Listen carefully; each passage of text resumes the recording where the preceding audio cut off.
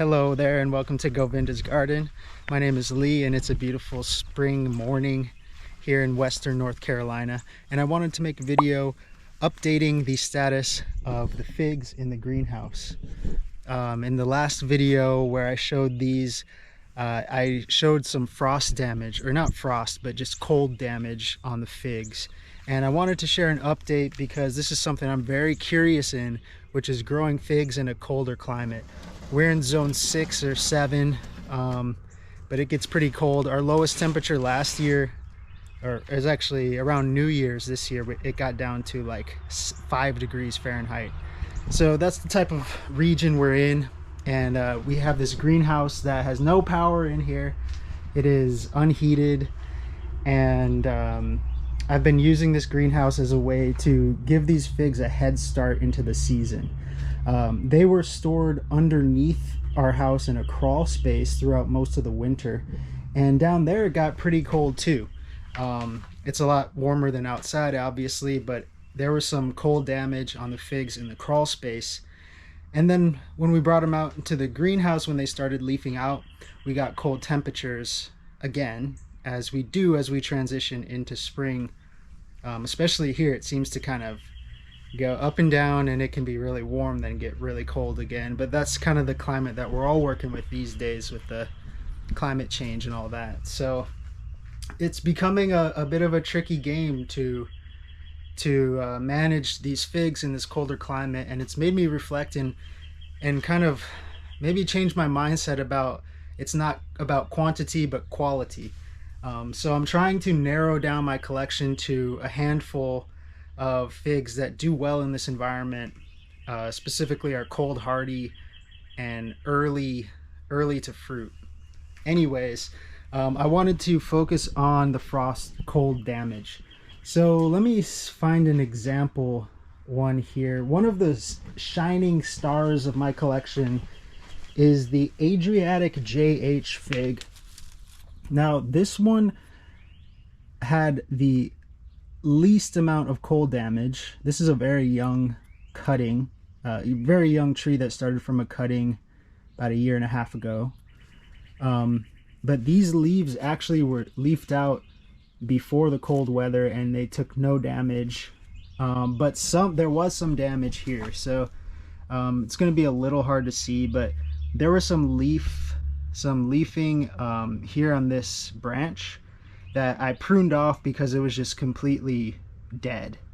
But there still remains part of the branch here, and what I'm learning is that these partial branches that are green, this new growth, can actually regenerate new leaves. As you can see on this one here, this was a branch that was pruned because its leaves died, and we're getting new leaves growing out of it. So what I'm learning is to try to conserve the new growth that is green and prune off the dead leaves that are completely dead, because there's no chance of those coming back, and it is kind of a waste of energy for the tree to try to send energy there. So, and even when you prune, it actually sends more energy and life into the branch here, so it does create new growth. So like kind of the summary of what has happened since that spring frost. We had about a week of really cold weather where lows were, down in the low 30s, 20s, I think even. It's just a lot of stunted growth, and the bud swells that were showing up on the figs just kind of paused. The leaves that were growing wilted, died, and I pruned most of them off. But I'm also seeing new growth towards the base of the tree, which happens with figs is that it's warmer and safer down towards the bottom of the tree. So what you'll see a lot is these new branches coming from the bottom, and that's okay. That's actually fine, because this new growth, figs are so vigorous that this growth can even grow really tall and produce fruit on the new growth this season. So that's good. And here's an ischia back here, which is a great example. I thought this tree was dead. I mean, if you can see this, This branch up here, it's like I can feel it. There's not much life in here. It's very wrinkly. But on the bottom, you know, it's starting up again here. So it's a healthy root system. The roots don't die during these cold temperatures, but some of the growth above the earth does. But that's okay because it'll regrow. So I have a restored faith in this Ischia fig here, back here.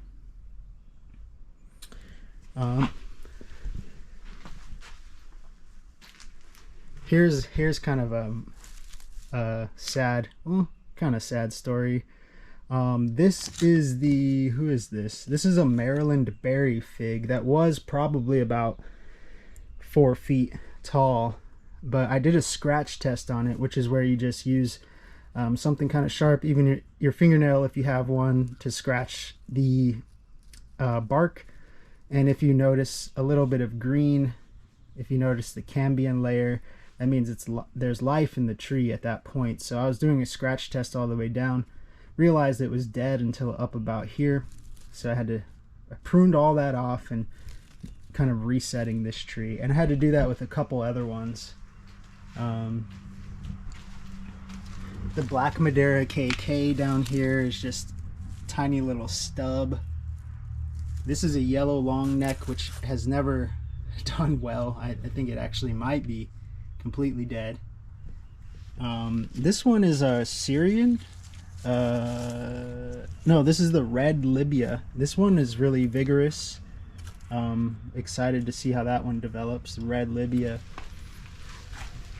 Yeah. And a few other varieties. If you're interested in anything specific, let me know. But I just wanted to give an update on how these figs are doing after the spring cold weather. Whole bunch of stuff going on in Govinda's garden.